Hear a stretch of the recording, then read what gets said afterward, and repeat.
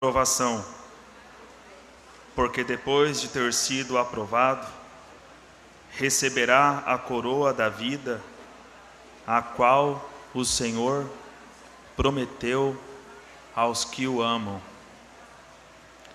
Ainda em Tiago, capítulo 2, verso 5. Ouve, meus amados irmãos, não escolheu Deus os que para o mundo são pobres, para serem ricos em fé e herdeiros do reino que ele prometeu aos que o amam? Receberá a coroa da vida, a qual o Senhor prometeu aos que o amam. Herdeiros do reino que ele prometeu aos que o amam. Irmãos, diante de tudo que o Senhor já tem falado a nós, possa Ele nos ajudar e ensinar-nos a amá-lo de forma devocional e ascensional, para que este tempo não seja apenas mais uma conferência em que nós apenas registramos em nossos cadernos tudo que é falado, mas que em nossos corações possam ser escritos tudo aquilo que o Senhor tem falado nesses dias. Possa o Senhor continuar falando, irmãos, aos nossos corações. Amém? Vamos orar. Amado Senhor, nós pedimos que continues falando ao nosso coração.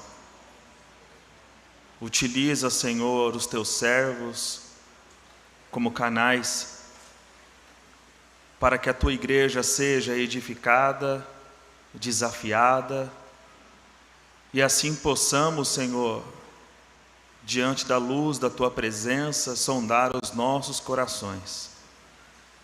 Leva-nos, Senhor, a uma experiência de amor contigo. Leve-nos, Senhor, a uma vida de devoção e piedade.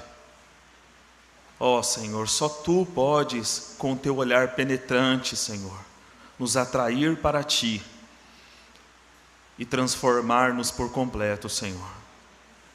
Pedimos ao Senhor que use Teu servo nesta hora, para a continuação da ministração da Tua palavra. Seja com Ele, Senhor. Conduza mais este tempo para a glória do Teu santo nome. Em nome de Jesus.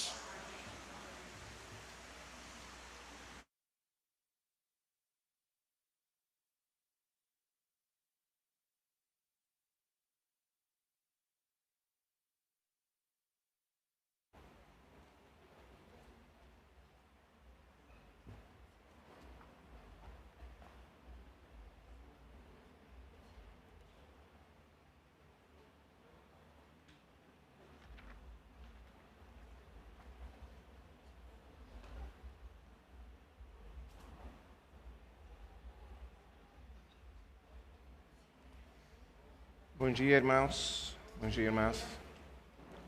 Somos muito gratos ao Senhor por esse tempo juntos, na sua presença.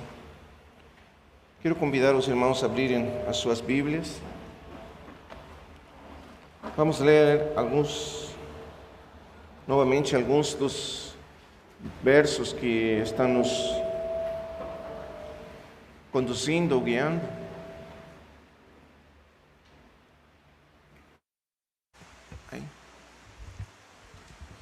Estamos tendo algum problema com os microfones, porém, vamos a ir. Então, estava dizendo que vamos ler novamente os versos que estão nos conduzindo no tempo que estou eu compartilhando, que estão aí em 2 de Pedro, primeiro, 2 de Pedro, capítulo 2, versículo 21. Vamos ler novamente esse texto. 2 de Pedro 2, 21. Porquanto para isto mesmo fostes chamados, pois que também Cristo sofreu em vosso lugar, deixando-vos exemplo para seguirdes os seus passos. Ou também, outra tradução, as suas pegadas. E outro versículo que estamos usando como referência está aí em o Evangelho de João, no capítulo 14, versículo 6. João 14, 6.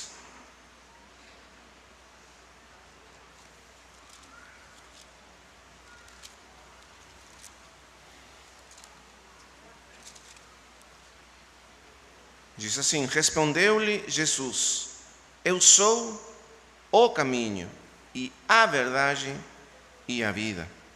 Ninguém vem ao Pai senão por mim. Ontem nós começamos a exposição do assunto que estamos compartilhando sobre a vida devocional do Senhor Jesus Cristo, dizendo que quando nós tocamos na pessoa do Senhor Jesus, nós estamos pisando em terra santa. E então precisamos tirar as sandálias dos nossos pés, e no sentido figurado isso significa caminharmos muito cuidadosamente, com muito temor. Porque a pessoa do Senhor Jesus, o entendimento da sua pessoa vai ficar sempre num sentido além do nosso entendimento humano. Então nós precisamos sermos muito cuidadosos. Nós contamos que no princípio da história da igreja, o assunto de definir, de entender com precisão a pessoa do Senhor levou muitos séculos, discussões e até heresias que foram introduzidas nesse tema fundamental.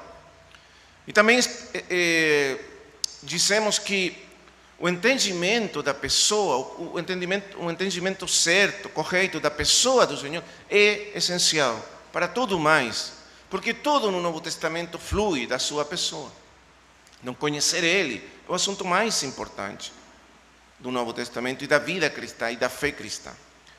Toda a revelação do Novo Testamento gira em torno a isso. Então, todas as doutrinas essenciais, as doutrinas da justificação, da expiação, todas as doutrinas essenciais da Escritura, elas nascem da pessoa do Senhor. Se nós tivermos uma compreensão errada do que é o Senhor, da pessoa dele, então tudo mais vai ser também, a nossa compreensão vai ser também distorcida. É por isso que resulta tão fundamental nos entender a sua pessoa. Não apenas, como nós falamos ontem, de uma maneira, vamos dizer assim, intelectual, mental, especulativa. Não. O que nós queremos fazer é contemplar Ele, é conhecer Ele, colocar o nosso foco, o nosso olhar nele. Porque Ele é o foco central da nossa devoção. É assim que diz Paulo em 1 Timóteo, capítulo 3, versículo 16. É que indiscutivelmente grande é o mistério da piedade. A palavra piedade, no Novo Testamento, particularmente nos escritos de Paulo, significa a devoção. A devoção. É o mistério da nossa devoção, da nossa piedade. Qual é o mistério? É Ele mesmo. Deus foi manifestado em carne. Então, Cristo é o foco da nossa piedade, da nossa devoção cristã. Então, nós falamos ontem um pouco da natureza do Senhor, da pessoa do Senhor, das naturezas, a natureza divina do Senhor, a natureza humana, para tentar entrar agora, isso foi de maneira preliminar, para agora entrar a entender o caminho, as pegadas que o Senhor deixou para nós. Porque nós somos chamados, como diz aí Pedro, a caminhar, a pisar nas suas pegadas. Na verdade, esse é o significado básico, fundamental da palavra discípulo nas nossas Bíblias. Um discípulo é um que caminha nas pegadas do mestre. Literalmente é isso. Se você quer definir um discípulo é aquele que caminha nas pegadas do mestre. Camina tão perto do mestre como para pisar nas mesmas pegadas que o mestre vai deixando quando caminha. É isso que é um discípulo. É por isso que o Senhor diz: vinde após mim, para nós pisarmos nas suas pisadas. E assim Ele, a vida dele, a pessoa dele, se torna o caminho para nós. É por isso que ele diz: eu sou o caminho. Não existe outro caminho para Deus, para termos comunhão com Deus, para nos aproximar de Deus, para esse crescimento ascensional do que estamos falando nesses dias. Não existe outra maneira, outro caminho mais do que o Senhor Jesus Cristo. É através dele, nele e seguindo ele que nós ascendemos, crescemos na vida cristã e na nossa comunhão e união com Deus. Então, ele é o caminho. Nós falamos que isso em dois sentidos. Primeiro, porque ele abriu o caminho, ele se tornou o caminho, abrindo o véu para que nós entrássemos na presença do Pai. E segundo, porque a vida dele, o exemplo dele, é também o caminho para nós caminharmos a nossa jornada. E nós vamos focar então, como ontem falamos, hoje, particularmente no Evangelho de Lucas. Porque Lucas apresenta ao Senhor como o homem perfeito. O homem segundo Deus, um homem que expressa perfeitamente o pensamento, o propósito de Deus a respeito do homem. Ele é esse homem. Na verdade, nunca existiu um homem como Deus queria que fosse o homem lá no princípio, à exceção do Senhor Jesus Cristo. Todos nós caímos em Adão, e todos morremos em Adão, e todos nos afastamos de Deus em Adão, todos nos tornamos pecadores em Adão. E, portanto, todos nós estamos fora do propósito de Deus para o homem. Até que o Senhor veio e se tornou o homem segundo Deus, o perfeito homem. E nós falamos que Lucas, sendo grego, ele focou precisamente a humanidade do Senhor. Porque para os gregos esse era o ponto central vamos falar assim, da búsqueda da sua cultura. A busca de um homem perfeito. Eles nunca acharam. Porém, Lucas, o grego, achou esse homem em Jesus Cristo. E ele ficou assombrado, ele ficou cativado pela pessoa do Senhor, pela humanidade do Senhor.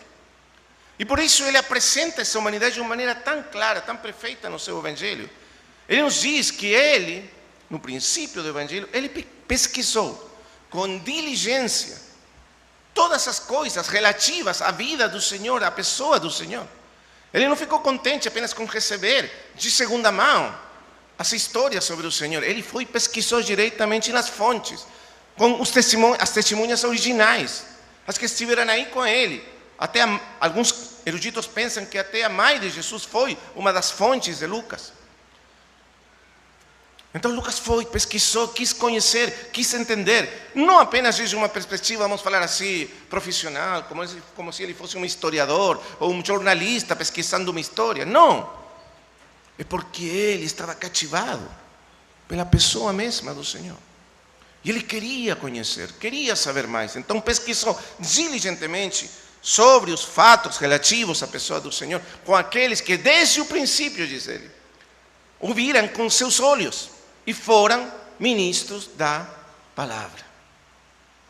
E então, esse é o foco central do Evangelho de Lucas. E nós dissemos que Lucas, de maneira sobressalente, de maneira preeminente, ele nos mostra o Senhor, Jesus Cristo, como um homem de oração, como um homem de devoção a Deus, como um homem focado na devoção, na comunhão, no relacionamento com Deus, de maneira preeminente. Nós temos ao redor de 18 citações nos evangelhos de a vida de oração do Senhor, mais ou menos 18. Alguns eruditos dizem 17, outros dizem 19, depende do ponto de vista. Mas por aí. Dessas 18 citações da vida de oração, de devoção do Senhor, 10 se encontram no Evangelho de Lucas. 10, mais da metade. Então, veja quão importante foi para Lucas mostrar ao Senhor como um homem de oração, um homem devotado, um homem devoto da comunhão, do relacionamento com Deus mesmo. E então vamos tocar as citações de Lucas, os pontos que Lucas coloca, porque quando nós analisarmos darmos uma olhada assim geral para eles, nós percebemos uma coisa muito interessante, que as citações de Lucas da vida de oração do Senhor abrangem a jornada inteira da vida humana. É como se ele estivesse dizendo-nos que a vida inteira do homem tem que estar, vamos dizer assim, abrangida ou ou cativada por essa devoção, que a vida inteira do homem tem que progredir nessa vida de comunhão e devoção com Deus, desde o princípio até o final. Então, é isso que nós vamos, pela graça de Deus, considerar agora. Vou pedir para os irmãos, então, abrirem as suas Bíblias aqui, em Lucas. Vamos começar aí.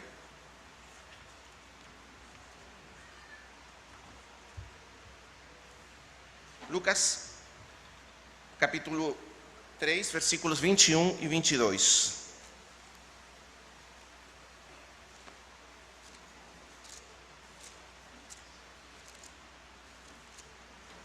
Lucas 3, 21 e 22. Diz assim: E aconteceu que, ao ser todo o povo batizado, também o foi Jesus.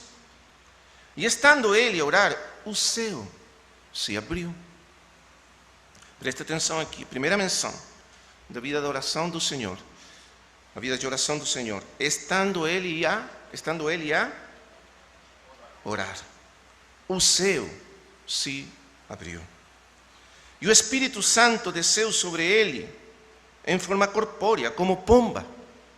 E ouviu-se uma voz do céu: Tu és o meu filho amado, em ti me comprazo. Primeira menção de Lucas, das 10 menções. E a primeira menção, que sempre, de alguma maneira, a primeira menção na Escritura de um fato, ela marca o rumo do que vai ser desenvolvido daí para frente, a respeito do assunto. Se o assunto é a vida, que o Lucas quer nos mostrar, a vida de oração do Senhor, então, essa primeira menção, de alguma maneira, marca o rumo de tudo mais, que ele vai falar da vida de oração do Senhor Jesus Cristo. E então ele diz o seguinte: quando o Senhor foi batizado, então, no momento em que ele foi batizado, quando ele subiu da água, ele orou, ele começou a orar. Na verdade, é o único evangelho que registra esse fato. O Senhor orou depois de sair da água, de subir da água, sendo batizado por João Batista.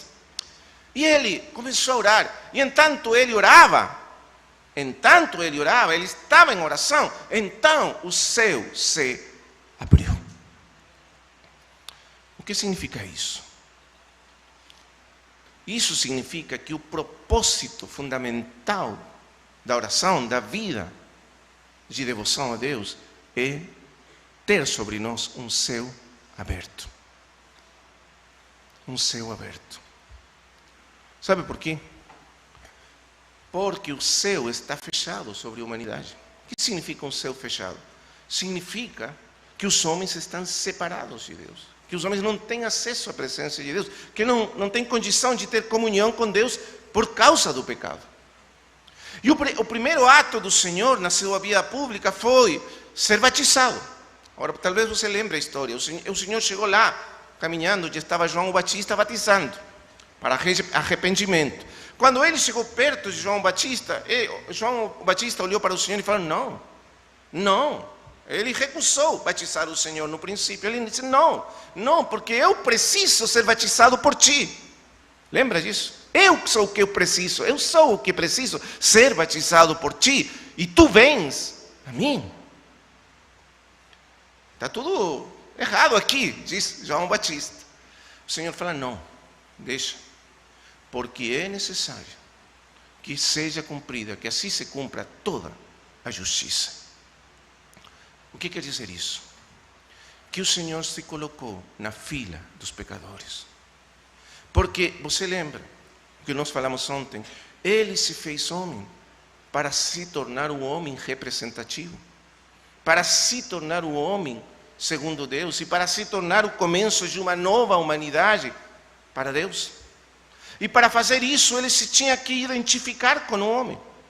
O grande problema é que ele, sendo perfeito e sem pecado, ele precisava se tornar o ponto de partida de uma nova humanidade agora redimida, resgatada do pecado para Deus. Meu irmão ontem me disse isso, comentando a palavra, e eu achei que era muito interessante compartilhar hoje.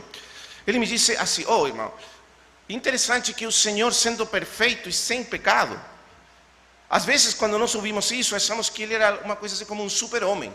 E não era como nós. Claro, nós somos pecadores. Então, como poderíamos nós identificar-nos com ele, que era tão perfeito, sem pecado, nós sendo pecadores? Então, a resposta, irmãos, é que ele, sendo sem pecado, não era uma coisa assim mais que humana. É que nós, sendo pecadores, somos menos que humanos. É que nós somos menos do que o homem deve ser. Somos menos humanos do que realmente deveríamos ser. É ele que é totalmente humano. Vamos dizer assim, nunca houve na história o homem realmente como deve ser, até que chegou o Senhor Jesus Cristo, veio ao mundo. Nós somos homens distorcidos, somos apenas esboços. Não sei se essa palavra existe em português. O esboço, aquele desenho que você faz de... Antes de fazer o desenho, você faz aqui como uma figura assim. É isso que somos, a respeito do que realmente deveríamos ser. Porém, ele é original. Ele é o original. Que maravilha, irmãos amados. Ele é o homem verdadeiro. Verdadeiro homem. Então, ele se coloca na fila dos pecadores porque ele vem se identificar conosco. Ele vem a tomar sobre si os nossos pecados. Ele vem a carregar sobre si todas as nossas desobediências para receber sobre ele o castigo, a ira justa de Deus, que vai permitir a nossa reconciliação com Deus. E dessa maneira nós poderemos agora sim também entrar nessa vida de comunhão, que até esse momento é a propriedade exclusiva, o direito exclusivo dele nesse mundo. Ele tem um céu aberto sobre a sua cabeça. Você sabe o que isso significa? Pelo menos duas coisas, significa muitas coisas, é uma coisa muito profunda a questão do céu aberto na Escritura.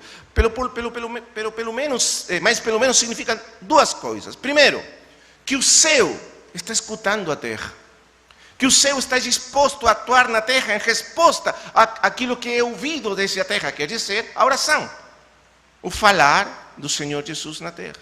O céu está aberto sobre ele, o que ele está orando, o céu responde, sempre. Quando ele começou o seu ministério, lá em João capítulo 1, é dito que ele chamou Natanael, lembra?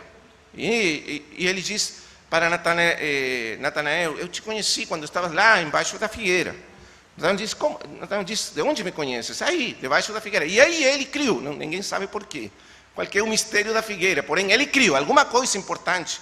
Ele estava fazendo lá, fundamental na sua vida. E o Senhor sabia, o Senhor o viu, o conheceu lá debaixo da figueira. Ele diz, então tu és o Filho de Deus, tu és o Rei de Israel, tu és o Messias. Imediatamente reconheceu o Senhor como o Messias. E o Senhor respondeu, porque te disse, eu te vi debaixo da figueira, crês? Coisas maiores do que estas verás. Em verdade vos digo, daqui em diante vereis o céu aberto. E os anjos de Deus que sobem e descem sobre o Filho do Homem. Porque o Filho do Homem, presta atenção ao nome que ele usa para si mesmo. Ele nunca fala de Filho de Deus sobre si mesmo. Ele sempre usa a expressão, o Filho do Homem. Porque ele veio para se identificar conosco, para percorrer a nossa jornada, para se tornar o homem segundo Deus. Deixa eu explicar um pouquinho isso. Vamos fazer um pequenino parênteses para entender a expressão Filho do Homem, que é tão importante na vida do Senhor. Essa expressão do Senhor está tomada de Daniel capítulo 7. Talvez os irmãos lembrem da história, capítulo 7 de Daniel. Daniel estava vendo, disse, uma visão. E ele viu que o grande mar se agitava com ondas gigantescas, com um barulho enorme. E nessa agitação, ele viu que desde o mar surgiam 4 bestas, seres bestiais, horríveis. Cada um deles mais feio, mais bestial, mais horrível do que o outro, em uma sucessão. Primeiro, aquele leão, como o leão, né? Que era o Império Babilônico. Depois vem aquele osso, Império Persa, Medo-Persa. Depois vem aquele leopardo com 4 asas, o Império Grego. E finalmente, a última, já não era nem comparável a animal nenhum desse mundo. Era simplesmente uma besta horrível, espantosa, destrutiva. Seres bestiais. Agora, presta atenção aqui. Por quê? Porque a humanidade, as grandes civilizações da história do mundo, sua cultura, seus logros, essas coisas que desenvolveram, a tecnologia, a sabedoria que criaram, desde o ponto de vista do céu, é bestial. Porque o homem caiu e é menos do que o homem. É um animal, é uma besta. Assim é o homem caído. Não é realmente homem. Então todos os impérios sucessivos da história, todos os poderes são bestiais, são animais. É isso que nós somos, sob o poder do pecado. No final da história, aparece pela primeira vez o homem verdadeiro. O filho do homem que vem com as nuvens do céu. Você vê o contraste entre as bestas e o verdadeiro homem, o filho do homem. E esse é que vem até o ancião de dias e recebe dele o domínio, o reino, o poder total, a autoridade total sobre o universo. O filho do homem. Lembre dessa figura, Daniel capítulo 7. E Jesus toma para si esse nome, o filho do homem. E dessa maneira ele está dizendo que ele é o único verdadeiro homem na história do mundo. Que coisa impressionante, irmãos. Nós não somos verdadeiros homens nem mulheres. Somos menos, somos bestiais. Porque estamos corrompidos pelo pecado. Então aparece o Senhor e ele diz: de agora em diante, vocês verão o céu aberto e os anjos de Deus subindo e descendo. Ele está lembrando aquele sonho de Jacó, lá no princípio, no Gênesis. Aquela escada que une o céu e a terra, e a presença de Deus tocando a terra, e a vontade e a autoridade de Deus, e o reino de Deus tocando na terra, porque o céu está aberto. E onde está aberto o céu? Aí onde está, vamos usar a figura de Jacó, a pedra ungida. Ali onde está o Filho do Homem, aí onde está o Filho de Deus, que compraz perfeitamente o coração do Pai. Então o céu está ouvindo. Tudo o que ele fala, o céu está ouvindo. Porém, o segundo ponto, eu falei que o céu aberto significa pelo menos duas coisas. Num sentido, o céu está ouvindo a terra. No segundo sentido, na terra, o homem está ouvindo ao céu. Porque nesse mundo, ninguém escuta a voz que fala do céu. Apenas ele ouvia. E por isso, o céu está aberto. Porque Deus tem um homem cujos ouvidos estão abertos para ouvir e obedecer o que o céu está falando. Você sabe quão importante isso, né? Lembra? O irmão estava nos falando das cartas às 7 igrejas lá no Apocalipse. Você lembra como termina cada carta? Aquele que tiver ouvidos para ouvir, ouça. E Jesus, o homem segundo Deus, ele tinha ouvidos para ouvir sempre a voz do Pai que falava do céu. Por isso o céu se abre. E a voz do Pai fala.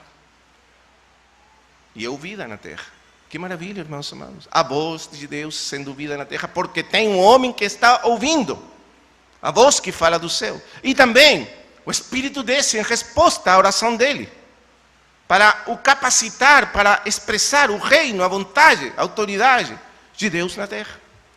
Então, esse é o primeiro ponto. Oração abre os céus. A comunhão com Deus abre os céus. A comunhão de Deus, a comunhão com Deus, o propósito primeiro dela é ter um céu aberto sobre nós. Nada, irmãos amados, é mais importante do que isso.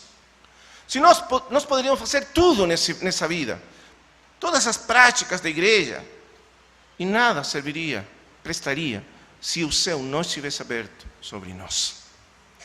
O primeiro ponto.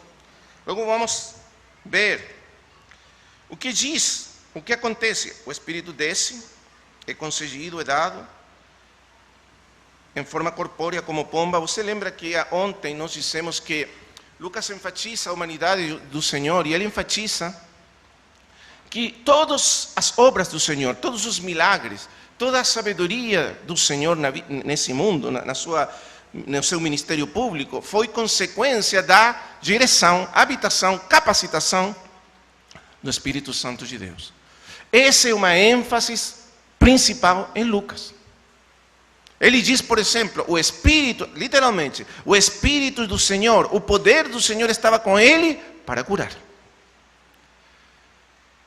Lucas que enfatiza isso. Então, ele nos mostra Jesus como homem, capacitado pelo Espírito. Lembre que nós falamos que ele, quando se fez homem, o verbo se fez carne, ele se despojou da sua glória, da expressão da glória divina, da forma divina, para assumir todas as limitações de uma vida humana. Então, ele dependia do Espírito Santo, como todos nós.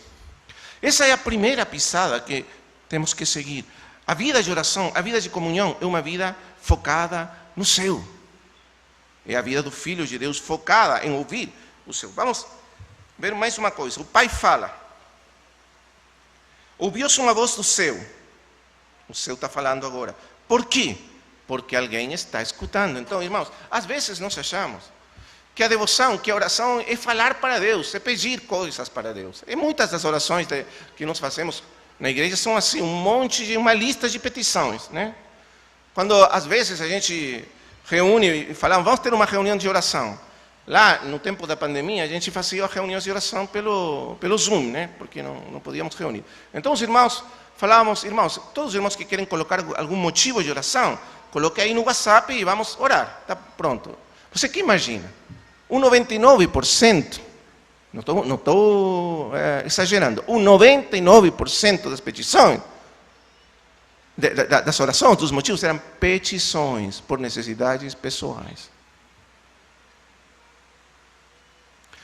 Mas, o primeiro motivo, o primeiro propósito da oração não é pedir, é ouvir.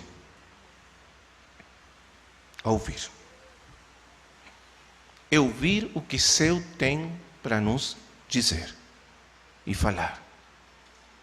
Por isso, o céu fala. E o que diz a voz que vem do céu? Tu és o meu filho amado. Em ti me comprazo.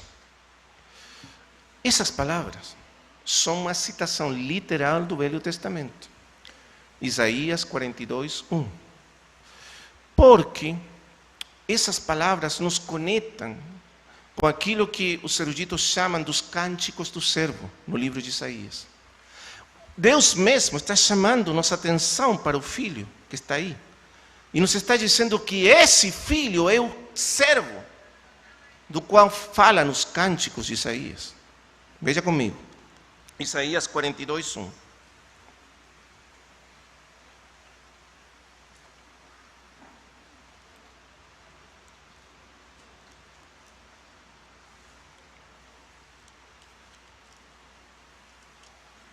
Isaías 42, 1. Eis aqui o meu servo. Veja que a palavra servo, na voz que vem do céu agora, no batismo do Senhor, é trocada por filho. Aqui tem uma pequenina mudança. A citação é do Velho Testamento, só que a voz de Deus, do Pai, não diz o meu servo, porém diz o meu filho amado. Aí muda. Então diz assim: eis aqui o meu servo, em quem sustenho. A quem sustenho? O meu escolhido. Literalmente, no hebraico, é o meu amado. Escolhido no sentido de amado. Em quem a minha alma se compraz. Está vendo? É uma citação. Isaías 42. Porque o Pai, a voz do céu, está chamando a nossa atenção para nos dizer: esse que está aqui é o servo dos cânticos do Velho Testamento. E qual que é o propósito?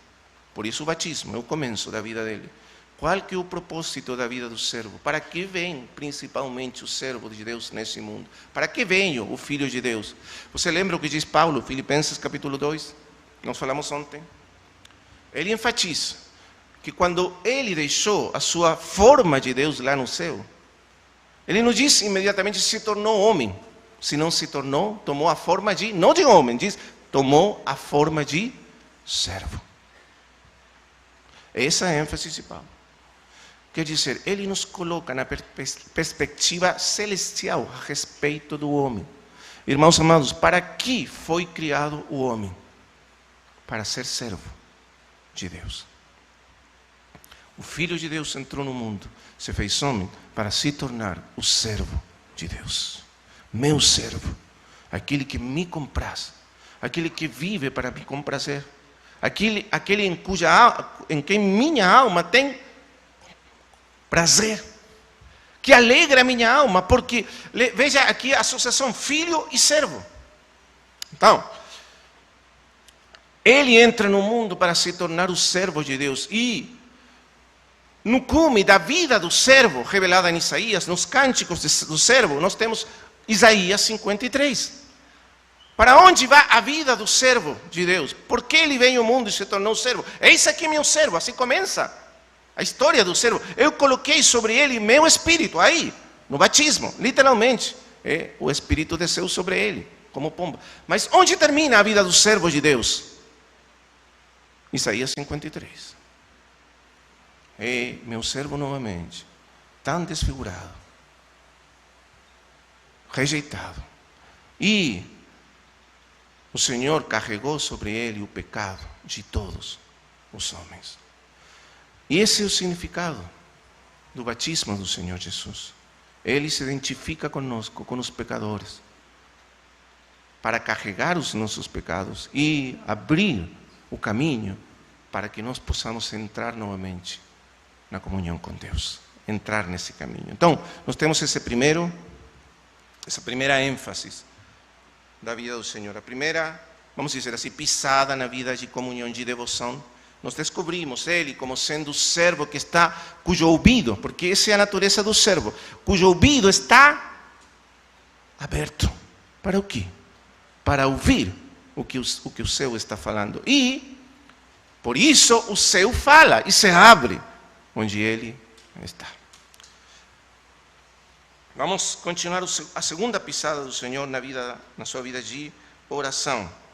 Está em Lucas capítulo 15, versículo 16.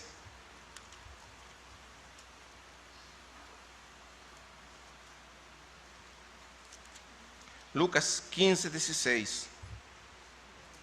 Não, 5, desculpa. Lucas 5, 16.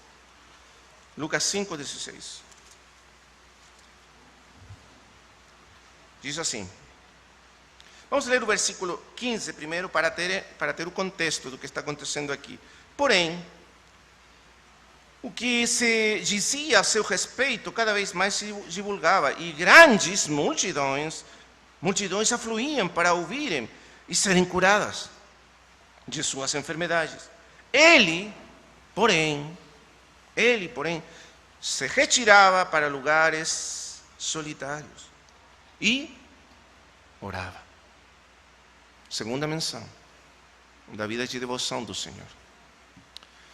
O Senhor está envolvido num ministério muito exigente, muitas pessoas procurando Ele, para ouvirem Ele, para ouvir o que Ele tinha a dizer, para serem curadas por Ele. Multidões seguiam Ele.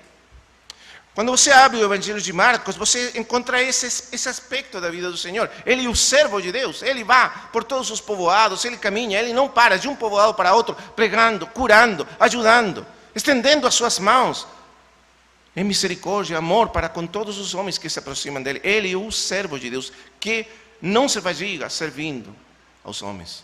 Aí, você tem essa figura do Senhor como o servo de Deus. E aqui, Lucas menciona o mesmo.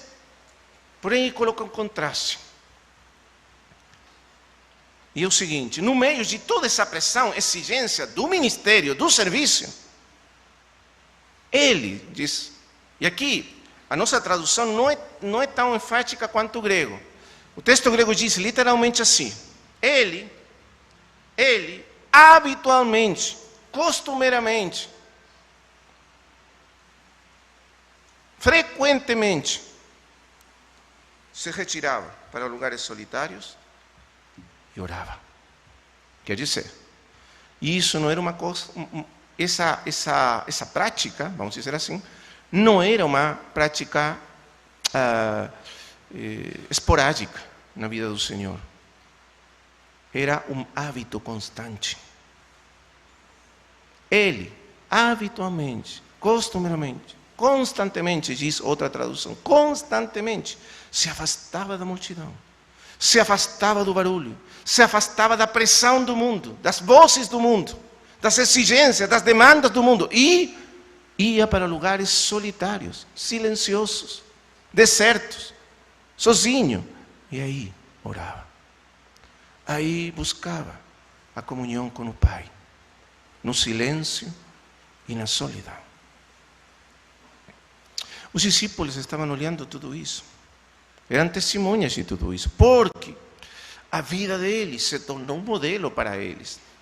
Eles não apenas tinham que fazer o que o Senhor ensinava, também fazer o que o Senhor fazia, imitar e caminhar nas pegadas do seu mestre. E uma das coisas mais marcantes da vida dele era essa vida de oração, de devoção, voltada para a comunhão com Deus. Por vezes nós poderíamos pensar, por isso é tão importante entender a pessoa do Senhor, que sendo Ele divino, na verdade Ele precisava se afastar. Não era que Ele estava constantemente, sendo Ele a pessoa divina do Verbo, ouvindo a voz do Pai, da presença do Pai constantemente. Por que então Ele precisava se afastar? Como qualquer ser humano comum, vamos dizer assim. Por que Ele precisava afastar-se das multidões, das pressões do mundo, das vozes do mundo, do barulho do mundo, e ir para esse lugar solitário, silencioso, para estar na presença de Deus? E isso não apenas esporadicamente, senão constantemente. Era um hábito, uma prática adquirida. Vamos dizer assim, era uma disciplina na vida do Senhor Jesus Cristo. Essa palavra é muito importante. Uma disciplina, um hábito adquirido, internalizado. Por que ele fazia isso? Se ele, talvez, mal entendendo a sua pessoa, a sua natureza divina humana, poderíamos pensar que ele não precisava. Porém, lembre, ele se tornou homem, como nós. E ele não tinha privilégios. Ele simplesmente vivia a vida humana. E os homens precisamos, para ter comunhão com Deus, buscar a solidão e o silêncio. Não existe outra maneira. Porque as vozes do mundo, as pressões do mundo, as exigências do mundo, os estímulos do mundo, o barulho que faz o mundo, é tão forte às vezes, que você não consegue escutar, nem ouvir a voz de Deus. As pressões do trabalho, as pressões da família, as pressões da vida mesma. E aqui mesmo as pressões do ministério, do serviço. Quantos servos de Deus têm perdido a sua comunhão com Deus, o seu caminhar com Deus, porque descuidaram a comunhão, o foco principal da sua vida, pelo serviço, pelo ministério, pelas exigências, pelas demandas. Tantas pessoas que precisam, necessitam ajuda, serviço. Então, o Senhor poderia ter achado o mesmo. Porém, o foco da vida dele era a comunhão com seu Pai. Não existia nada, tudo o a mais era secundário a respeito desse ponto. Ele fazia da comunhão com o Pai o foco central, principal da sua vida. E ainda o ministério. Você imagina você tendo um ministério que as pessoas são curadas de maneira assombrosa, multidões. Ainda isso era secundário a respeito da sua comunhão com o Pai. Ainda mais. Todo, vamos dizer assim, falando de uma maneira humana, simplesmente humana, todo o sucesso, vamos dizer assim, da vida do Senhor no público, era o resultado da sua vida privada de comunhão com Deus. O Senhor fala no Sermão do Monte, daquele quarto segredo, onde nós precisamos ter comunhão com Deus, na solidão, na escuridão, sem ser vistos por ninguém. Não estamos buscando o reconhecimento dos homens, estamos buscando o rosto de Deus, a face de Deus, ouvir a sua voz. E isso o mais importante. Todo o segredo da vida do Senhor estava em que ele via a face do Pai e ouvia a voz do Pai constantemente. E para isso, ele precisava, porque ele era um homem, como todos nós. Ele se fez homem verdadeiramente. Ele não era como já falamos ontem, não era uma ilusão de homem. Era um homem de verdade. E como homem feito de carne, osso, um cérebro humano, com todas as limitações da vida física, ele precisava afastar-se para ouvir a voz do Pai. Se ele precisava, você acha que nós não precisamos? Se para ele era uma necessidade vital, será que para nós não é uma necessidade vital? Você entende? Claro que é. Muito mais do que para ele ainda. Então, veja comigo João, capítulo 5. O que diz o Senhor a respeito de si mesmo. João 5.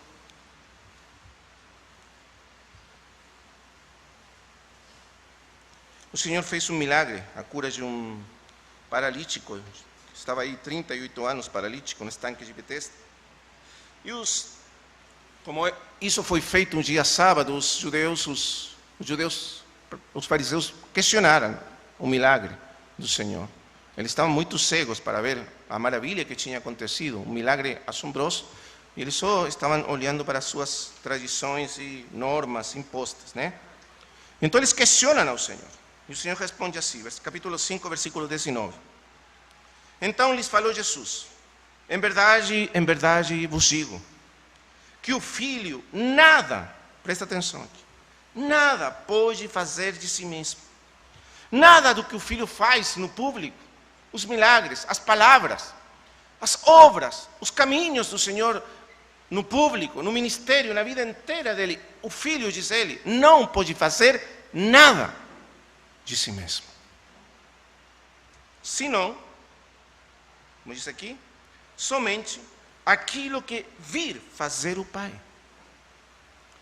Porque tudo o que este fizer, o Filho também semelhantemente o faz. Porque o Pai ama o Filho e lhe mostra tudo o que faz. Lembra? O céu aberto sobre ele. O Pai está revelando tudo para o Filho, está mostrando a sua face para o Filho. O Pai está revelando os seus caminhos para o Filho, as suas obras para o Filho, porque o Filho está contemplando ele. Então, ontem nós falamos que João era contemplativo, lembra disso? Porém, o maior dos contemplativos da história foi Jesus Cristo. O maior, porque ele viveu contemplando todos os dias, constantemente, a face do seu Pai. Ele sempre contemplava, por isso ele disse isso. Eu vejo o que o Pai faz, eu estou contemplando ele todo o tempo. O olhar dele está fixo no Pai, constantemente. E eu apenas faço o que eu vejo fazer o Pai. O segredo da comunhão, esse é o segredo do serviço, irmãos amados. O serviço não é o que nós fazemos para agradar a Deus, para servir Deus da nossa iniciativa, partindo de nós. O Senhor está nos mostrando que o serviço é aquilo que nasce em nós, produto da nossa comunhão com o Pai, com Deus. O que eu faço, o meu serviço, é produto do que eu vejo, do que eu contemplo, do que eu admiro constantemente na face, no rosto do meu Pai. Tudo brota daí, tudo nasce daí, dessa comunhão. Será que o nosso serviço nasce da nossa comunhão com Deus? Ou nasce da nossa iniciativa, da nossa capacidade de imaginar coisas? Coisas que nós queremos fazer para Deus? Então, esse é o primeiro. O segundo aspecto dessa vida de total, de foco total na comunhão com o Pai, está no mesmo capítulo 5, versículo 30, que nós já falamos, só que aqui já temos a citação própria das palavras do Senhor. Eu nada posso fazer de mim mesmo, na forma por que ouço, julgo. Em outras palavras, tudo que o Senhor fala, tudo que o Senhor diz, tudo que o Senhor julga, ele primeiro ouviu falar ao Pai. Ele está ouvindo. E então fala. Você vê qual que é o primeiro propósito da oração é contemplar, é ouvir, é conhecer a Deus. Por isso ele se retirava constantemente para lugares solitários, buscando a solidão. Para nós os homens é muito difícil o silêncio e a solidão. Porque quando estamos no silêncio e na solidão, nós temos que enfrentar-nos a nós mesmos. E muitas vezes não queremos nem ouvir o que está acontecendo dentro de nós. É por isso que sempre estamos assim, precisando barulho. Muitos irmãos acham muito piedoso, vamos dizer assim, colocar música cristã o tempo todo, ou colocar vídeos com pessoas pregando a palavra, ensinando o tempo todo. Sempre algum barulho de fundo na vida deles. Não, irmãos amados, nós precisamos apagar o barulho de fundo das nossas vidas para ouvir a única voz que interessa ouvir neste mundo. Irmãos, a voz de Deus, como aprendeu Elias lá no tempo passado, é um silvo apassível, delicado. Deus não grita para ser escutado. Ele não grita por sobre os barulhos e as vozes do mundo para que nós escutemos eles. Não. Ele fala quando nós apagamos todas as outras vozes para ouvir a única voz que interessa ouvir nesse mundo. Essa é a lição da segunda pegada do Senhor na sua vida de oração. Qual que é a única voz que interessa ouvir? Nós ouvimos tantas vozes, irmãos amados, nessa vida. Tantas vozes. A voz do mundo, a voz da mídia, a voz dos jornais, a voz dos colegas do trabalho, a voz dos familiares, a voz dos irmãos, que muitas vezes é bom escutar, a voz dos ministros da palavra, tudo isso é bom. Outras não tanto. A voz do diabo. Não é? Porém, escutamos a única voz que importa e interessa escutar nessa vida. Quantas vezes as pessoas falam, é que Deus nunca me fala. Eu não sei por que Deus não me fala. Não, Deus sempre está falando que você tem o barulho de fundo da sua vida tão alto que você não consegue escutar a sua voz. Elias precisou ser levado àquele monte, passar aí em silêncio até ouvir a única voz que ele já não conseguia ouvir, por causa da sua agitação interior.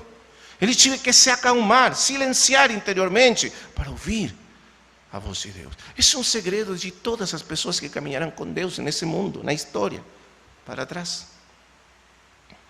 Então, é uma disciplina, é um hábito. Nós precisamos de tempos de silêncio e solidão com Deus. Não ache que você não precisa. É tão importante que deveria ser a prática principal que ordena todo o demais nas nossas vidas. Não uma coisa secundária que eu faço quando fica tempo, sobrou tempo. Não, é o contrário. Bom, essa é a segunda pegada na vida do Senhor Jesus Cristo. Os discípulos, lembre, estão caminhando e vendo e olhando e contemplando Ele. Porém, o primeiro dos contemplativos é o mesmo Senhor Jesus Cristo. A vida dele é uma vida de contemplação. A diferença, você já sabe, a história chama aos contemplativos, os chama de místicos. Então, nesse sentido positivo, o Senhor é o mais grande dos místicos. Porém, às vezes a gente tem uma ideia negativa dos místicos, essas pessoas que ficam lá numa montanha, perdidas, não sei lá onde, na sua mente, totalmente desvinculadas do mundo e do que acontece no mundo, muito impráticas, não é? Muito passivas.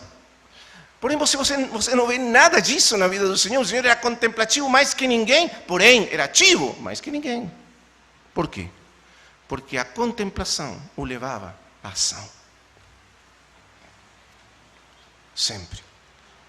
Porque o amor a Deus, o seu amor total, absoluto, por Deus, o Pai, o levava a amar aos homens da mesma maneira. O amor aos homens, interessantemente, sempre brota do amor a Deus. Então, nós temos aí. Depois poderíamos aprofundar tanto nisso, irmãos amados. Essa vida de contemplação do Filho não começou aqui no mundo, não começou aqui na terra, começou na eternidade. De fato, o Filho existiu eternamente para contemplar o Pai. De fato, essa é a ocupação central, fundamental, eterna do Filho de Deus. Contemplar o Pai, admirar o Pai. Contemplar, amar a grandeza, a infinitude do Pai. Eternamente, ele estava, diz João, face a face com Deus, olhando para o Pai, contemplando o Pai, conhecendo o Pai. E ele diz em Mateus capítulo 11, ele diz, ninguém conhece o Pai. Ninguém conhece o Pai. E a palavra conhecer aí é epignosis, que significa no grego, conhece plenamente, perfeitamente. Ninguém conhece plenamente o Pai, senão o Filho. filho conhece eterna e perfeitamente o Pai. Totalmente. Claro, nós somos criaturas, nós nunca conheceremos o Pai dessa maneira. Nunca poderemos, a nossa limitação faz impossível, porém Ele sim conhece. E na vida humana, Ele simplesmente continuou praticando aquilo que foi, vamos dizer assim, a sua prática desde a eternidade. Contemplar, conhecer, amar ao Pai. O foco da sua vida e da sua devoção. E o Pai nos disse que o foco da nossa devoção deve ser o Filho que Ele ama. Assim como o Filho tem devoção, todo o seu foco no Pai, o Pai nos diz, esse é o meu Filho amado, nele eu me comprazo. Se o nosso foco está nele, o prazer do Pai estará conosco sempre. Porque nada compraz mais o coração do Pai que nós amemos, foquemos a nossa vida em conhecer ao Filho de Deus e amar ao Filho de Deus. Vamos seguir. Terceira pegada. Terceira pegada está em Lucas 6:12.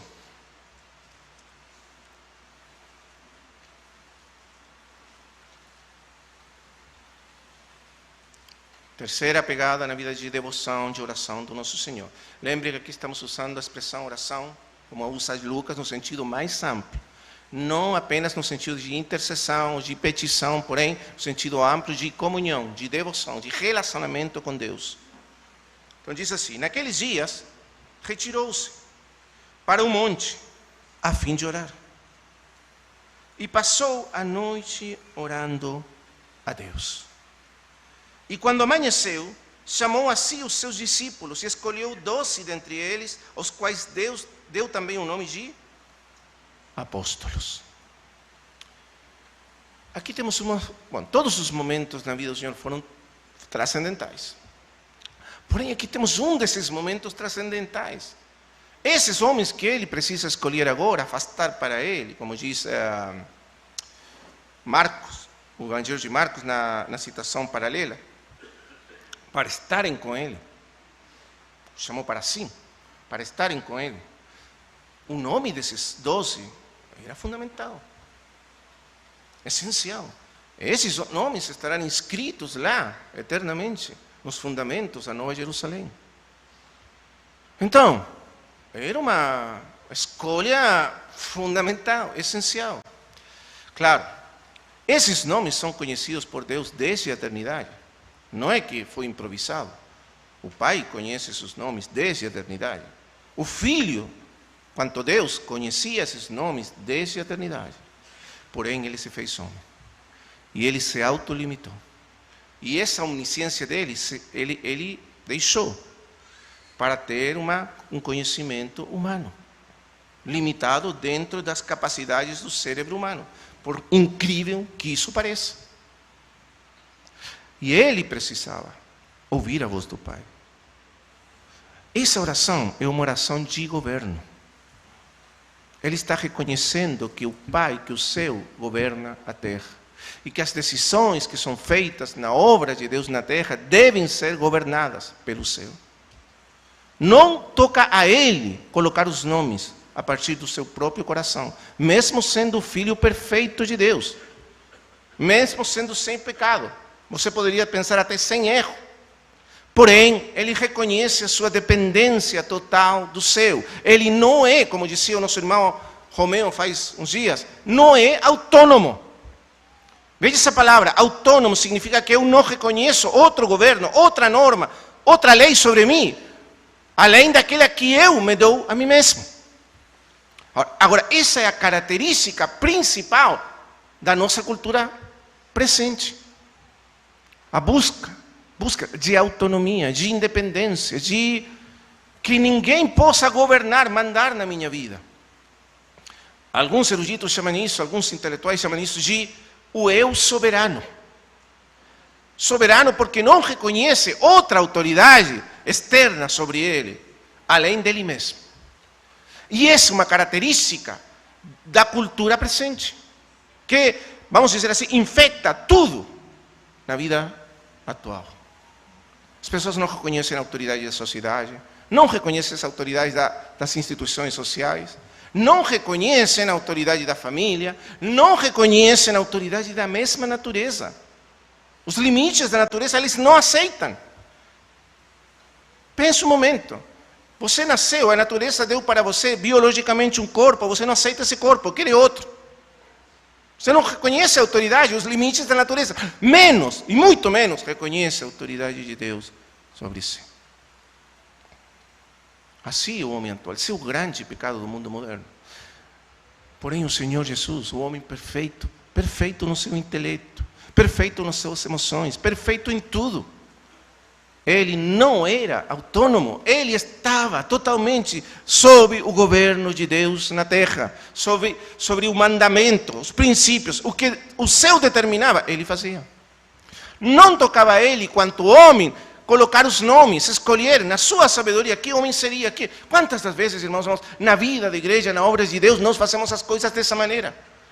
Nós achamos que essa pessoa é boa, nós achamos que esse outro poderia servir. Esse aqui tem características, esse outro tem habilidades. E colocamos as nossas mãos na obra de Deus e estragamos tudo. Quantos homens têm sido colocados em lugares de serviço, vamos dizer assim, humanamente falando, de governo, autoridade ou liderazgo dentro da igreja, só para trazer estragos. Porque o único que pode governar a sua obra nesse mundo é Deus mesmo. E o Senhor Jesus reconheceu esse fato. E para que esse fato ficasse totalmente claro na vida dele, e também como para o exemplo dos seus discípulos que estavam vindo e ouvindo tudo o que ele fazia, contemplando ele todo o tempo, ele, para deixar esse fato estabelecido claramente, ele passou a noite inteira orando a Deus. Para o quê? Para ouvir o que o Pai tinha a dizer sobre isso. Foi o Pai que deu os nomes para ele. Quando chegou o dia, ele já sabia. E chamou aqueles que o Pai escolheu para serem os seus apóstolos. Não é isso maravilhoso? Reconhecer a soberania, a supremacia de Deus, do reino de Deus, a autoridade de Deus, que nós somos autônomos, nem nas coisas da igreja, nem nas coisas da nossa vida, nem nas coisas, porque alguns irmãos acham que podem fazer uma divisão. Não, tá bom, nas coisas da igreja vamos ouvir ao Senhor, vamos tentar ouvir ao Senhor.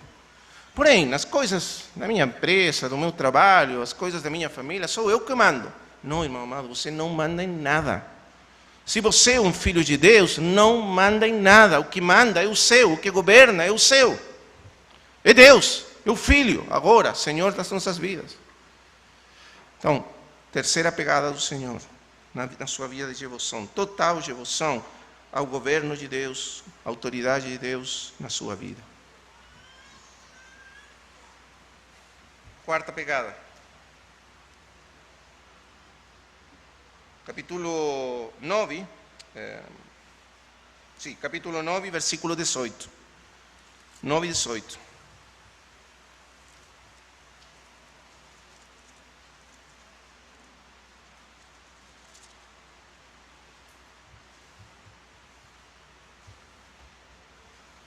Estando ele orando à parte, achavam-se presentes os discípulos, a quem perguntou: quem dizem as multidões que sou eu? Veja que Lucas enfatiza também que não sempre as orações do Senhor eram na solidão, solitárias, ele sozinho com Deus. Muitas das vezes as orações eram com os discípulos. Ele tomava os discípulos, os levava à parte para orar com eles, junto com eles. Que maravilha! Porque a oração nunca deve ser uma questão puramente individual. A oração tem uma dimensão coletiva fundamental também, que o Senhor enfatiza. E o Senhor está mostrando aí a importância da oração coletiva. Ele, muitas das vezes, então, tomou os discípulos apartou eles para orarem junto com ele. Com o intuito também de ensinar eles como orar, vendo o mestre orar. E ele estava orando à parte com os discípulos. E nesse tempo de oração, que é Lucas que destaca isso, nós temos a passagem paralela em Mateus, e em Mateus a passagem é mais ampla, mais completa, tem mais conteúdo do que o Senhor falou nessa oportunidade e Pedro respondeu. Porém, é Lucas que enfatiza que isso aconteceu num momento de íntima oração do Senhor com os discípulos. E nesse ambiente de oração, de comunhão, de devoção para Deus, voltado para Deus, é que ele pergunta: quem dizem os homens que eu sou? A pergunta mais importante de toda a Escritura. Quem ele é? Quem ele é? É a pergunta mais grande da história. Até hoje os homens debatem: quem é esse homem? Quem é ele? Uns dizem uma coisa, outros dizem outra. Lá no Evangelho de João, quem é esse homem que faz isto? Os discípulos perguntam: quem é esse homem que caminha sobre as águas, que para o mar, que detém o vento? Quem é esse homem que fala palavras, que perdoa pecados? Quem é ele? Quem que se acha que é ele? Qual que é a sua identidade? A grande pergunta. Até hoje você vai na livraria e tem 300 livros escritos sobre quem é ele. Cada um achando e colocando a sua ideia, a sua teoria. Porém, a única resposta para essa pergunta não vem dos homens, não vem da terra, vem do céu. O único que conhece o Filho é o Pai. Glória a Deus. E o único que conhece o Filho, realmente, que sabe, que pode responder essa pergunta, é o Pai, e aquele a quem o Pai revela. Essa é a implicância disso. Se o Pai não nos revelar o Filho, como saberíamos nós quem é Ele? Ficaríamos confundidos, como o mundo inteiro até hoje. Então Pedro responde: tu és o Cristo, o Filho do Deus vivo. Mateus, aqui em Lucas diz: tu és o Cristo. Tu és ungido de Deus. Tu és o escolhido de Deus. Tu és aquele que Deus, o Pai, escolheu para reinar e para governar sobre todas as coisas, o Cristo. Tu és o Filho, tu és a expressão do Pai. Tu és o Pai visto no mundo. A vontade, a glória do Pai revelada no mundo. Como um homem poderia saber isso? Como você ou eu poderíamos chegar a saber isso? Nunca poderíamos saber isso, a não ser que o Pai o revelasse aos nossos corações. E isso acontece no tempo de comunhão com Deus. Porque o prazer do Pai é revelar ao Filho. Mas ainda, todo o propósito do Pai na comunhão conosco é nos revelar crescentemente ao Filho. É isso que significa a vida cristã ascensional de devoção a Deus. Lembra o que diz o apóstolo Paulo em 2 Coríntios, capítulo 13, versículo 18? Todos nós, olhando com a face descoberta a glória do Senhor, somos transformados. A face do Senhor, somos transformados de glória em glória. De uma glória a outra glória, de um patamar a outro, de um degrau a outro degrau, sempre subindo. De uma glória. A glória do Senhor vai sendo revelada aos nossos diante, nós estamos contemplando Ele. O Pai se compraz em revelar o Filho, irmãos amados. Se você busca conhecer o Filho, sabe o que vai acontecer? O Pai terá todo o prazer em revelar para você o seu Filho. Ou se você busca coisas de Deus, bênçãos de Deus, se o que você está buscando é outra coisa, então você não receberá de Deus nada. Porque o que Deus quer é revelar o seu Filho, para que nessa revelação crescente do Filho, nós sejamos transformados de glória em glória, pelo poder do Espírito Santo, na mesma imagem do Filho amado de Deus. Porque esse é o propósito eterno do Pai para conosco. Que nós sejamos transformados à imagem do seu Filho. E isso nunca irá acontecer se nós não contemplamos ao Filho.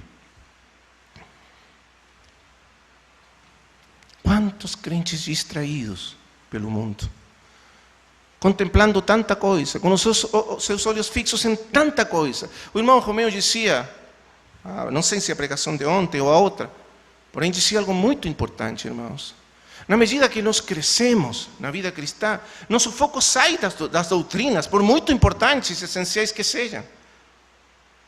e vão se voltando cada vez mais para o Filho, para o Evangelho. Eu posso dizer que na minha experiência também tem sido assim. No princípio eu estava muito empolgado, por exemplo, com a questão profética.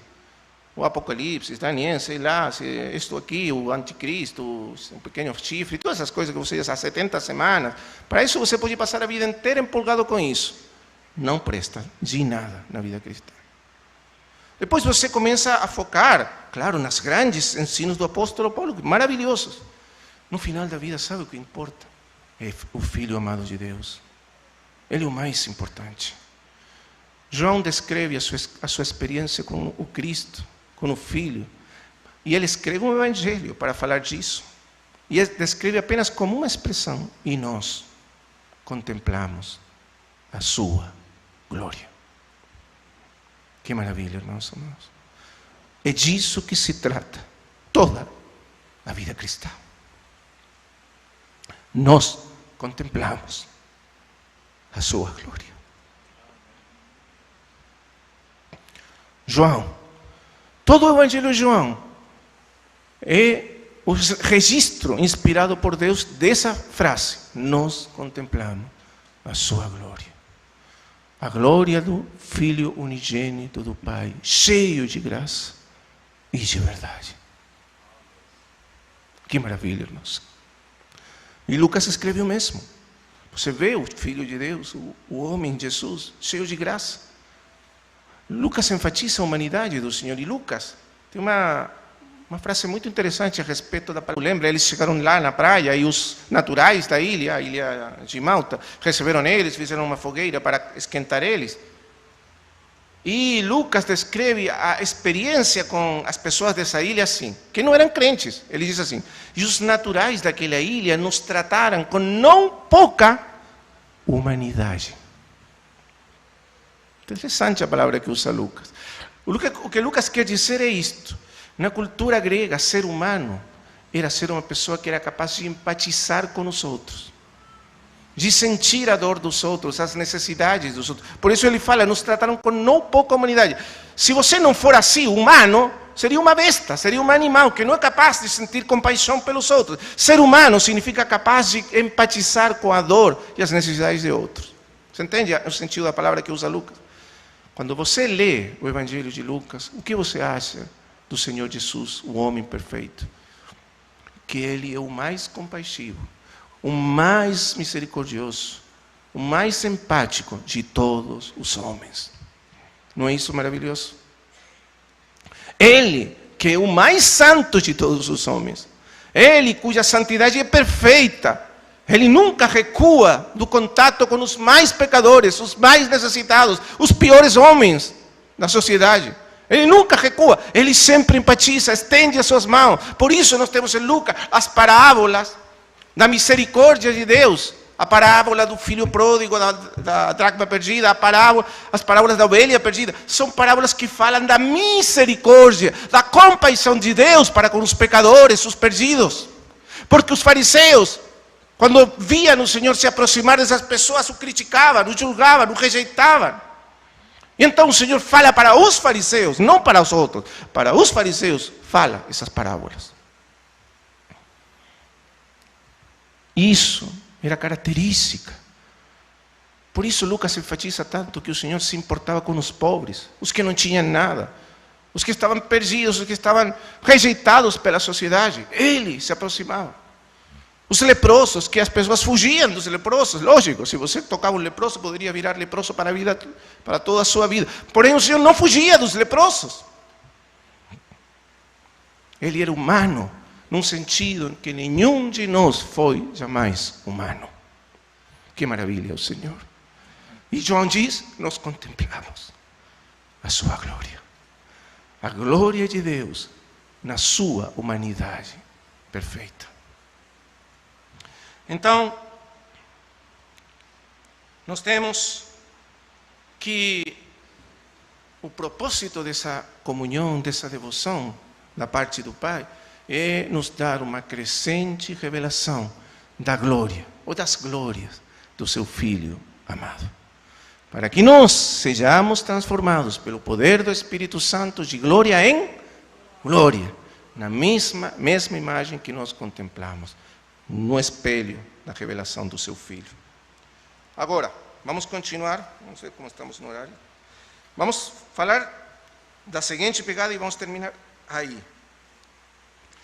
A seguinte pegada, número 6, mesmo capítulo 9, versículo 28 e 29.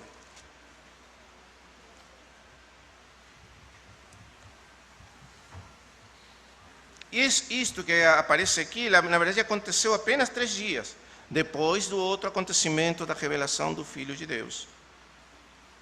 Cerca de 8 dias depois de proferidas estas palavras, porque depois do que o Senhor ouviu a confissão de Pedro, ele revelou para Pedro e logo para todos os discípulos que o que viria daí para frente é a sua morte, a sua crucificação, a sua rejeição, a sua morte em Jerusalém. E ele chamou a eles para segui-lo, caminhar nas suas pegadas até a morte mesmo, levando a cruz tal como ele levaria a cruz por todos nós. Então, depois disso, versículo 28, cerca de 8 dias depois de proferidas estas palavras, tomando consigo a Pedro, João e Tiago, agora lembra que o irmão nos contava que de todos os discípulos do Senhor, o Senhor tinha um círculo ainda mais íntimo de discípulos chegados dele, que eram Pedro, Tiago e João. E alguns dos eventos da vida dele aconteceram apenas na presença desses 3 discípulos. Alguns dos eventos mais importantes. A ressurreição da filha de Jairo, aqui, esse evento que é a transfiguração no monte e a oração no jardim do Getsemane. Então, vamos ver. E subiu ao monte com, e veja aqui, novamente a ênfase de Lucas. Com que? O propósito de orar. Outra vez, Jesus, um homem de oração. E ele, 3 dias depois, estava orando com eles, quando veio aquela grande revelação. E agora, apenas 3 dias depois, novamente, toma 3 deles e sube para um monte. E ora. E está orando. E olha o que acontece. No entanto, ele está orando. Ele está orando. E no entanto ele ora, diz que acontece o seguinte. E aconteceu que enquanto ele orava, foi no período de oração, quando todo o foco do Senhor estava em contemplar e ouvir ao Pai. E isso é orar para o Senhor. Então o que acontece? A aparência do seu rosto se transfigurou, e suas vestes resplandeceram de brancura. E eis que 2 varões falavam com ele, Moisés e Elias, os quais apareceram em glória e falavam da sua partida que ele estava para cumprir em Jerusalém. E então acontece esse evento tão marcante na vida desses discípulos, esses 3 discípulos, que foi a transfiguração no monte. Muitos anos depois, o apóstolo Pedro escreve: nós estivemos com ele no Monte Santo e ouvimos a voz que veio da magnífica glória. Nós vimos ele transfigurado na glória que ele terá quando volte novamente por nós. Que maravilha, irmãos amados. O rei que virá nos céus, na glória eterna, na glória do Filho de Deus, quando ele se revelar para nos arrebatar junto com ele, essa é a visão dessa glória que eles tiveram antecipadamente lá no monte da transfiguração. Porque não temos dado a conhecer para vocês o poder e a vinda do nosso Senhor Jesus Cristo, seguindo fábulas, histórias por aí, sino como tendo visto com os nossos próprios olhos a sua majestade, porque nós o vimos na sua glória transfigurado naquele Monte Santo. Nunca mais eles se esqueceram disso. Que privilégio. Porém, veja o significado profundo dessa transfiguração do Senhor diante dos olhos deles. Claro, antecipa a vinda dele em glória. Antecipa a glória dele quando ele volte por nós. Sim, é certo. É isso que enfatiza o mesmo Evangelho, pouco antes. porém também tem outro significado. A palavra que é usada aqui, como já nos falou nosso irmão Romeu, a palavra usada aqui para transfigurar aparece 3 vezes no Novo Testamento, aqui uma. A segunda está aí no versículo que já citamos, 2 Coríntios 3,18, quando diz que nós somos transformados de glória em glória. A palavra aí é a mesma, transfigurados. E a terceira é Romanos, capítulo 12, quando diz que, quando o apóstolo no versículo 2 diz, transformai-vos por meio da renovação do vosso entendimento. A palavra é a mesma. A palavra grega é metamorfoses. A palavra metamorfoses é usada na biologia para descrever o processo pelo qual um verme, como se chama? Uma lagarta. Uma lagarta? Tá. Uma lagarta se transforma em uma borboleta, não é? Um processo assombroso. Uma coisa, um bichinho feinho assim, que se arrasta pelo chão, se transforma em um bichinho formoso, né? Uma borboleta com muitas cores. E então, os biólogos chamam isso de metamorfoses. Porém, aqui estamos falando de uma metamorfose ainda maior. É a transformação de nós, homens comuns e correntes, desse mundo caído, nós pecadores, seremos um dia transformados para sermos semelhantes a Ele, quando o vemos tal como Ele é. Quando Ele vem em glória, e aqui está o assunto importante, não só veremos a sua glória, como João e Pedro, porque nesse dia eles contemplaram a glória do Senhor transfigurado, porém eles não foram transfigurados na mesma glória. Porém, o dia que Ele voltar por nós, quando nós contemplemos a sua glória, seremos semelhantes a Ele. Seremos transfigurados para sermos semelhantes na glória dele. Então os justos resplandecerão, brilharão como o sol no reino do meu Pai. Que maravilha! Irmão, irmã, esse é o nosso destino. Para lá nos vamos. Para lá estamos caminhando. É por isso que estamos seguindo o Mestre, é por isso que estamos pisando nas suas pegadas, ainda seguindo Ele no caminho da cruz, como Ele fala um pouquinho antes. Porém, o caminho não termina na cruz, a jornada não acaba na cruz, acaba na glória dEle, na glória da sua vinda, quando nós nos reuniremos eternamente com Ele e seremos transfigurados para sermos como Ele. Já estamos sendo transfigurados. O processo não vai ser um processo simplesmente automático lá no final. Já, agora, interiormente, estamos sendo transfigurados. Porque, diz Paulo mesmo, as mesmas tribulações, os sofrimentos, os padecimentos que nós temos aqui nesse mundo, eles estão acumulando dentro de nós um cada vez mais excelente e eterno peso de glória. A glória dele está sendo acumulada dentro de nós. Um dia, essa glória será revelada. E nós seremos semelhantes a Ele. Então, vê qual que é o caminho ascensional que o Senhor está nos mostrando. Ele subiu um monte e se transfigurou diante deles para nos mostrar qual que é o nosso caminho quando caminhamos pisando as suas pegadas. Bendito seja o Senhor Jesus Cristo. Amém? Oremos ao Senhor. Vamos terminar por aqui. Amado Pai Celestial, somos tão gratos, tão agradecidos pela vida, pela glória do nosso bendito Senhor Jesus Cristo. Quanto mais contemplamos nele, mais maravilhados estamos, mais assombrados estamos, mais cativo fica nosso coração, mais cativo fica da sua formosura, da sua beleza, da sua grandeza, da sua imensidão. E não só isso, porque também pela graça, pela Tua graça, Pai, o Espírito nos vai transformando de glória em glória, para sermos como Ele, para sermos semelhantes a Ele, na glória que Ele tem, que um dia Ele fará com que seja também nossa, e participemos dela para sempre.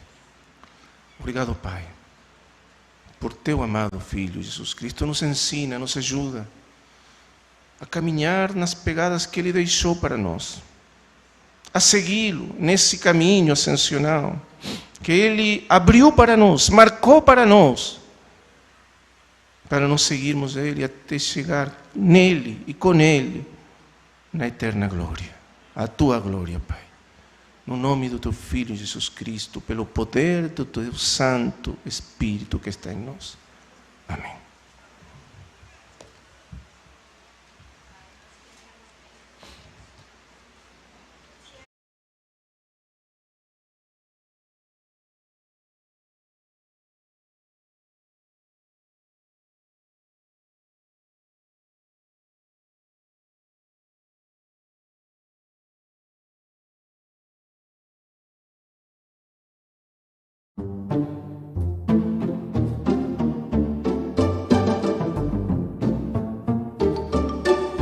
Mais de Cristo eu quero ver, mais do seu amor obter, mais a sua compaixão, mais a sua mansidão, mais de Cristo, mais de Cristo, mais do seu puro e santo amor, mais de ti mesmo, ó Salvador.